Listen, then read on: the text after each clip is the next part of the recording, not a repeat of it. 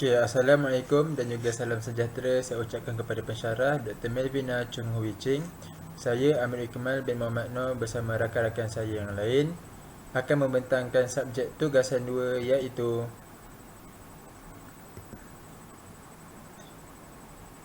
yang ber, soalan tugasan 2 iaitu peranan pendidik sebagai ejen perpaduan di sekolah yang mampu menekankan unsur-unsur tradisi dalam perlembagaan yang dapat menyumbang kepada pembinaan jati diri dan pengukuhan semangat integrasi nasional dalam kalangan pelajar. Okey, yang pertama ialah peranan guru dalam unsur bahasa kebangsaan. Okey, apa kandungan terhadap unsur tradisi bagi bahasa kebangsaan ni? Yang pertama, bahasa kebangsaan sebagai alat perpaduan tanpa menggugat bahasa ibunda lain menjadi bahasa lingua franca. Bahasa Melayu diterima sebagai bahasa kebangsaan sebagai prasyarat penerimaan hak kewarganegaraan oleh etnik bukan Melayu. Seterusnya, prasyarat ini menunjukkan bahawa pemimpin terdahulu telah menerima satu formula bagi menyelesaikan masalah yang wujud tanpa melibatkan konflik antara etnik di tanah Melayu pada ketika itu. Seperti yang kita tahu, di tanah Melayu ini terdapat berbagai kaum, namun penggunaan bahasa Melayu tidak menjadi satu isu pada ketika dahulu dan juga bahasa Melayu ini tidak menggugat bagi bahasa-bahasa ibunda yang lain. Okey, apakah peranan guru dalam mengukuhkan semangat integrasi nasional dalam kalangan pelajar? Menurut Dia Mardiah pada tahun 2015, guru haruslah bertutur dalam bahasa Malaysia ketika sesi pengajaran dan pembelajaran. Hal ini bagi memastikan murid dapat memahami secara keseluruhan tentang isi pembelajaran tanpa menggunakan bahasa-bahasa ibunda yang lain, dan ini dapat membantu murid-murid untuk mengeratkan lagi silaturahim mereka. Seterusnya, guru boleh menganjurkan program seperti Bulan Bahasa, Minggu Bahasa dan sebagainya bagi menarik minat pelajar untuk mendalami bahasa Malaysia. Program-program seperti ini dilihat mampu untuk menarik minat pelajar dan membantu mereka untuk terus mendalami tentang keunikan-keunikan dalam bahasa Malaysia. Seterusnya, menurut Amal Shah pada tahun 2019, boleh menerapkan unsur nilai murni dan peribahasa dalam pengajaran dan pembelajaran untuk membantu murid menambah ilmu pengetahuan. Seperti yang kita tahu, bahasa Malaysia ini ataupun bahasa Melayu terdapat unsur peribahasa dan juga nilai murni di mana ia boleh membentuk nilai-nilai kehidupan dalam seseorang murid tersebut. Seterusnya, peranan guru dalam mengukuhkan semangat integrasi nasional dalam kalangan pelajar. Guru boleh menarik minat murid untuk menyertai murid dalam pertandingan forum. Hal ini membantu murid untuk bertutur dengan lancar menggunakan bahasa Malaysia. Seperti kita tahu, forum ini merupakan satu program di mana murid-murid akan bertutur ataupun berkongsi idea serta pendapat dengan menggunakan bahasa Malaysia, dan hal ini secara tidak langsung akan membantu murid untuk melancarkan lagi dia punya teknik bertutur tersebut. Seterusnya, guru boleh membuat satu refleksi berkaitan kefasihan bertutur dalam kalangan pelajar dan memperbetulkan kesilapan yang telah mereka lakukan. Hal ini guru boleh lakukan dengan menyediakan satu hadiah di mana hadiah tersebut diberikan kepada murid yang fasih bertutur bahasa Melayu. Hal ini secara tidak langsung akan menarik minat murid-murid lain untuk turut bersaing secara sihat tentang bertutur dalam bahasa Melayu ini dan membantu murid untuk mengembangkan lagi idea-idea mereka dalam penggunaan bahasa Melayu. Yang seterusnya, menerangkan kepada pelajar tentang pentingnya bahasa Malaysia kerana semakin tinggi taraf pembelajaran, semakin kompleks penggunaan bahasa Malaysia. Seperti kita tahu, tahap penggunaan bahasa Melayu di sekolah rendah, sekolah menengah, universiti awam dan juga sebagainya mempunyai tahap penggunaan bahasa Melayu berbeza. Semakin tinggi, semakin sukar. Seperti yang kita tahu, apabila belajar di peringkat universiti, kita akan belajar tentang fonetik bahasa Melayu, semantik bahasa Melayu dan sebagainya. Hal ini secara tidak langsung membantu murid untuk mempelajari asas-asas penggunaan bahasa Melayu sebelum mereka bergerak kepada fasa yang lebih kompleks. Okey, seterusnya saya serahkan kepada rakan saya. Seterusnya, saya akan menerangkan mengenai peranan guru dalam unsur agama persekutuan. Jadi, apa itu agama persekutuan dan apa pula berkaitan dengan Perlembagaan Persekutuan Malaysia? Jadi, agama persekutuan itu merupakan agama Islam, iaitu agama rasmi bagi persekutuan dan masyarakat di bumi Malaysia, yang mana negara kita sendiri telah membuktikan bahawa agama Islam merupakan agama rasmi di negara ini. Jadi perkara ini termaktub dalam perkara 3/1 dalam Perlembagaan Persekutuan Malaysia. Dalam perkara 3/1, walaupun agama Islam adalah agama rasmi, akan tetapi agama lain tetap boleh diamalkan. Macam kita dapat lihat dalam kita punya komuniti, memang agama Islam sebagai agama rasmi, tetapi agama seperti Hindu, Buddha, Kristian dan juga lain-lain tetap boleh diamalkan oleh rakyat Malaysia. Jadi seterusnya, perkara dalam 11/3 sudah termaktub di mana perlembagaan memberikan hak kepada penganut agama lain untuk menguruskan hal ehwal agama mereka. Jadi sekiranya mereka mengamalkan agama Islam, mereka hanya perlu menguruskan urusan dalam agamanya. Jadi kalau orang tu berkaitan dengan agama Islam, dia tidak boleh bercampur dengan urusan agama-agama yang lain. Jadi poin yang kelima, memperoleh dan memiliki harta benda serta memegang dan mentadbir mengikut undang-undang. Jadi di sini agama persekutuan. dalam peranan guru dalam mengukuhkan semangat integrasi nasional dalam kalangan pelajar. Jadi seorang guru itu dia ada peranan dia sendiri, iaitu peranan untuk dia mengukuhkan semangat integrasi dia dalam sekolah, yang mana dia perlu fokuskan untuk anak murid dia lah. Guru ni dia berperanan sebagai facilitator dan penyampai nilai-nilai integrasi nasional kepada pelajar. Berikut adalah beberapa peranan guru dalam mengukuhkan semangat integrasi nasional. Yang pertama, guru ini perlulah memberikan kesedaran. Guru dapat membantu membangunkan kesedaran mengenai pentingnya integrasi nasional kepada para pelajar. Mereka dapat menyampaikan informasi tentang sejarah, budaya dan nilai-nilai nasional yang memperkuat rasa kebanggaan. Jadi guru ni dia perlu memberikan kesedaran. Sebab walaupun kita negara yang berbilang kaum, berbilang agama, tapi kita dalam satu komuniti yang berbilang agama dan kaum. Yang mana dalam satu sekolah lah kan, kita dapat lihat terdapat pelajar Muslim, pelajar beragama Hindu, pelajar agama Kristian, tetapi mereka tetap duduk dalam sebumbung untuk belajar bersama-sama.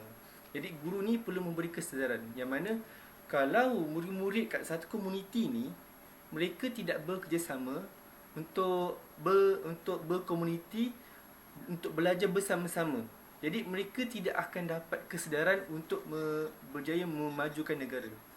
Jadi guru ni perlulah memberi kesedaran, yang mana dari dulu lagi memang negara kita sudah berbilang kaum, tapi pejuang-pejuang negara sentiasa buat untuk bersama-sama menjaga tanah Melayu ni daripada dijajah dengan penjajah-penjajah luar.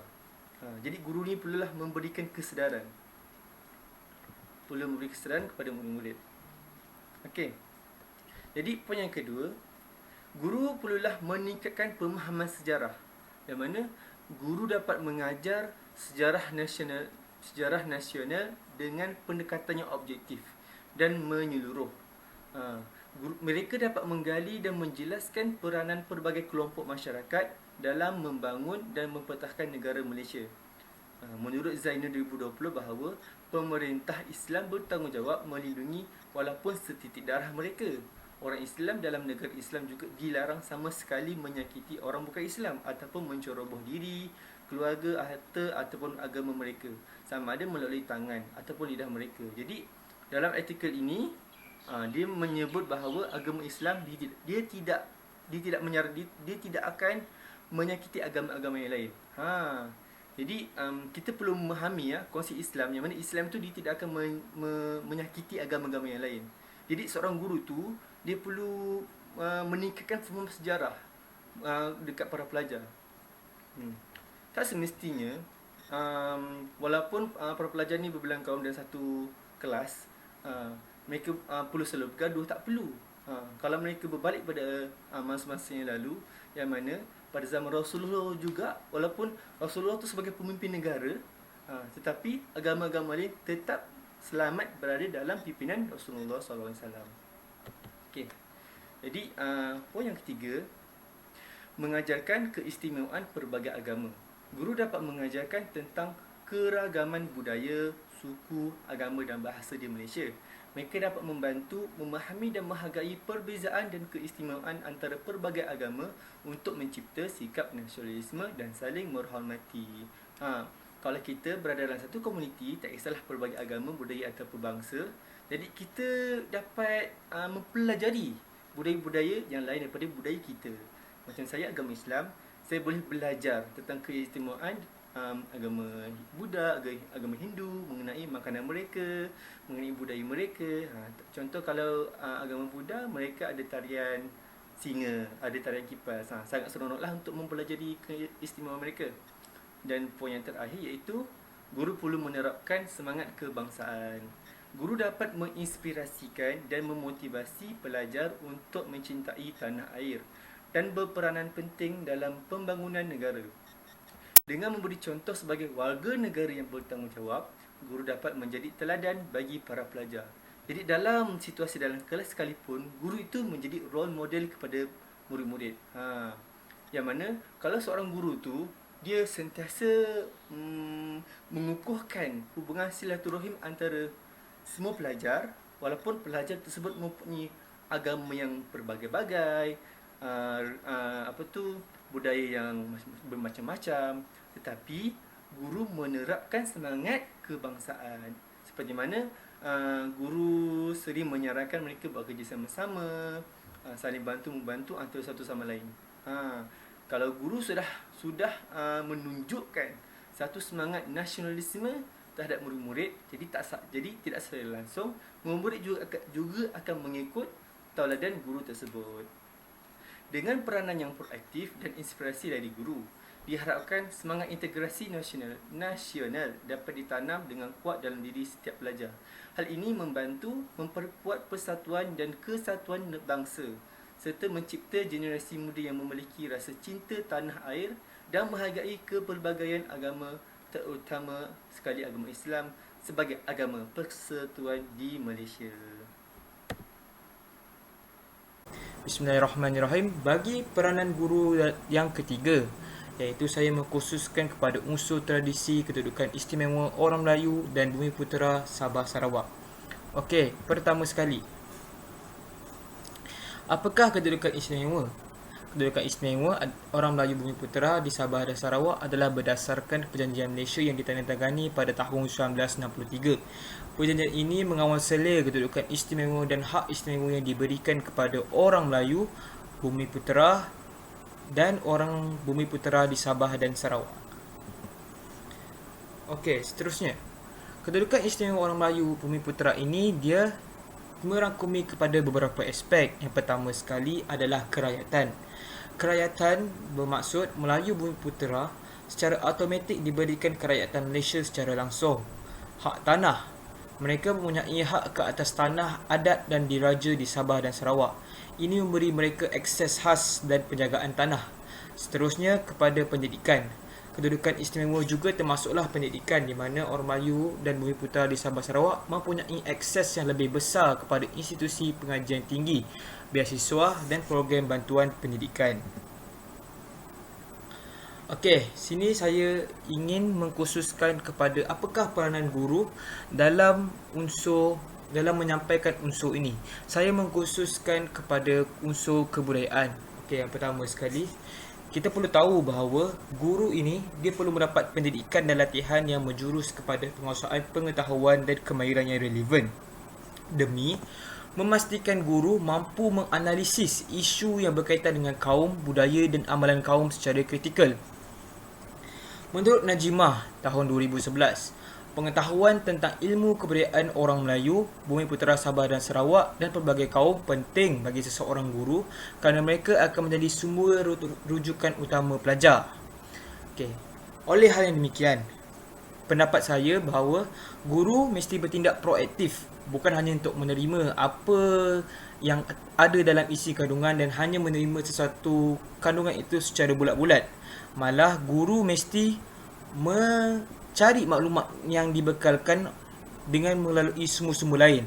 Sebaliknya, guru juga perlu memperkembangkan budaya ilmu itu sebagai budaya yang memupuk mereka sendiri. Saya pasti bahawa peningkatan dalam menyampai usul kebudayaan ini akan meningkatkan sikap peningkatan ke diri dalam guru untuk mempelajari budaya kaum lain, membolehkan guru lebih memahami kebudayaan dan adat tentang sesuatu kaum lain. Okey. Sebagai contoh, saya mengkhususkan kepada sekolah jenis kebahasaan di mana sekolah jenis kebahasaan bahasa Cina, di mana guru menggunakan bahasa Cina sebagai bahasa pengantar di sekolah. Manakala pelajar mempelajari bahasa Melayu sebagai bahasa kedua. Oleh itu, kebiasaannya guru kaum Melayu yang mengajar di SJKC sering berhadapan dengan masalah ketidakberkesanan dalam pengajarannya kerana atas faktor batasan bahasa. Okey, seperti kita tahu, baru-baru ini kita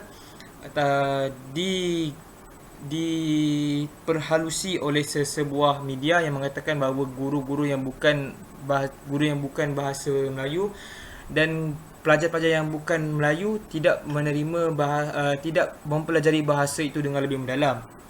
Oleh itu, guru perlu mengambil inisiatif untuk mempelajari bahasa dan memperkembangkan budaya-budaya tentang sesuatu kaum itu untuk diamalkan oleh guru itu sendiri.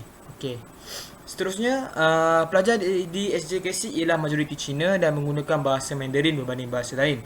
Walau bagaimanapun, guru yang bijak akan menggunakan kemahiran untuk mempelajari bahasa Mandarin dalam aktiviti pengajaran dan pembelajaran untuk menerangkan situasi tertentu kepada pelajar sekaligus meningkatkan pemahaman mereka. Menurut Noriyati et al. Tahun 2011. Okey. Perkara ini boleh diperhalusi dengan sama sahaja di sekolah kebahasaan maupun sekolah jenis kebahasaan, di mana kalau kita tahu, kalau sekiranya guru yang bukan kaum Melayu, iaitu guru seperti contoh guru IBAN, guru kaum lain-lain dan sebagai contohnya, mereka perlu bijak untuk mengambil hati murid dengan mempelajari budaya, bahasa. Mereka juga mempelajari cara-cara hidup agama tentang murid mereka. Oleh itu, guru itu perlu bersikap wajar untuk mempelajari kebudayaan kaum lain itu supaya mereka dapat manfaat dan mereka juga dapat sesuatu input ilmu yang baru untuk mempelajari terhadap diri sendiri dan untuk murid sebagai seorang klien lah.